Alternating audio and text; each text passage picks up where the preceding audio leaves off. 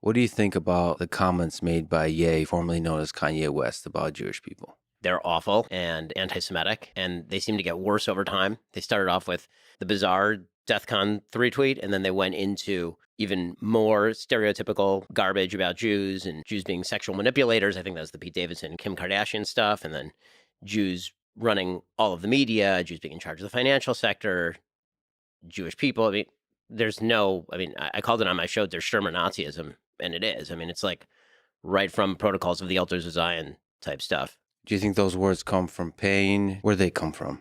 And it's always hard to try and read somebody's mind. I mean, what he looks like to me, just having experience in my own family with people who are bipolar, is he seems like a bipolar personality. He seems like somebody who is in the middle of a manic episode, and when you're manic, you tend to say a lot of things that you shouldn't say, and you tend to believe that they're the most brilliant things ever said.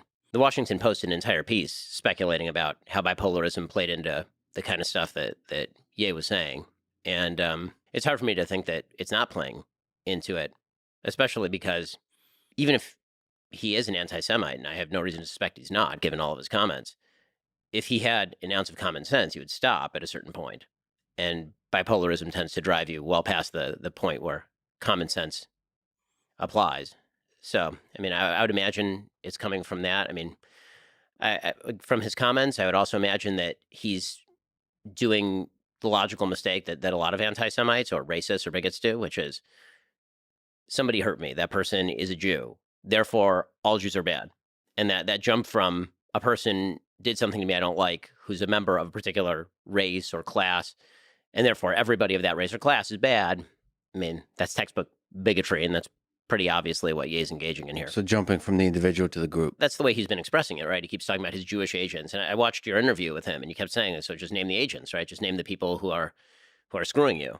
And he wouldn't do it. Instead, he just kept going back to the general, the group, the Jews in general. I mean, that's textbook bigotry. And if it were put in any other context, he would probably recognize it as such. To the degree his words fuel hate in the world, what's the way to reverse that process? What's the way to alleviate the hate? I mean, when it comes to alleviating the kind of stuff that he's saying, obviously debunking it, making clear that what he's saying is garbage. But the reality is that I think that for most people who are in any way engaged with these issues, I don't think they're being convinced to be anti-Semitic by Ye. I mean, I think that there's a group of people who may be swayed that anti-Semitism is acceptable because Ye is saying what he's saying. And he's saying so very loudly, and he's saying it over and over. I think that, for example, there are these signs that were popping up in Los Angeles saying Ye is right. Well, that group's been out there posting anti-Semitic signs on the freeways for years. And there are groups like that posting anti-Semitic signs where I live in Florida. They've been doing that for years, well before Ye was saying this sort of stuff. It's just like latest opportunity to kind of jump on that particular bandwagon. But listen, I think that people do have a moral duty to call that stuff out.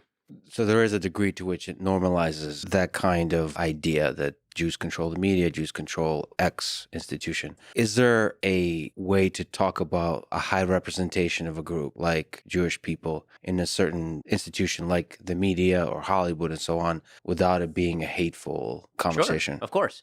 A high percentage of higher than statistically represented in the population percentage of Hollywood agents are probably Jewish. A higher percentage of lawyers generally are probably Jewish. A high percentage of accountants are probably Jewish. Also, a higher percentage of engineers are probably Asian. Like, the statistical truths are statistical truths. It doesn't necessarily mean anything about the nature of the people who are being talked about. There are a myriad of reasons why people might be disproportionately in one arena or another, ranging from the cultural to sometimes the genetic. I mean, there are certain areas of the world where people are better long distance runners because of their genetic adaptations in those particular areas of the world. That's not racist. That's just fact. I mean, what starts to get racist is when you are attributing a bad characteristic to an entire population based on the notion that some members of that population are doing bad things. Yeah, there's a jump between, it's also possible that record label owners as a group have a kind of culture that F's over artists, Sure. doesn't treat artists fairly. And it's also possible that there's a high representation of Jews in the group of people that own record labels. But it's that small but a very big leap that people take from the group that own record labels to all Jews. For sure. And I think that one of the other issues also is that anti-Semitism is fascinating because it breaks down into so many different parts. Meaning that if you look at sort of different types of anti-Semitism, if you're a racist against black people, it's typically because you're racist based on the color of their skin. If you're racist against the Jews, you're anti-Semitic. Then there are actually a few different ways that breaks down. Right? You have anti-Semitism in terms of ethnicity, which is like Nazi-esque anti-Semitism. You have Jewish parentage. You have a Jewish grandparent. Therefore, your blood is corrupt, and you are inherently going to have bad properties. Then there's sort of old school religious anti-Semitism, which is that the Jews are the killers of Christ, or the Jews are the sons of pigs and monkeys, and therefore Judaism is bad, and therefore Jews are bad. And the way that you get out of that anti-Semitism, historically speaking, is mass conversion, right, which most anti-Semitism for a couple thousand years actually was not ethnic. It was much more rooted in this sort of stuff, right? If a Jew converted out of the faith, then the anti-Semitism was quote unquote alleviated. And then there's a sort of bizarre anti-Semitism that's political anti-Semitism, and that is members of a group that I don't like are disproportionately Jewish. Therefore, all Jews are members of this group or are predominantly represented in this group. So you'll see Nazis saying the communists are Jews. You'll see communists saying the Nazis are Jews, or you'll see communists saying that the capitalists, rather, are Jews.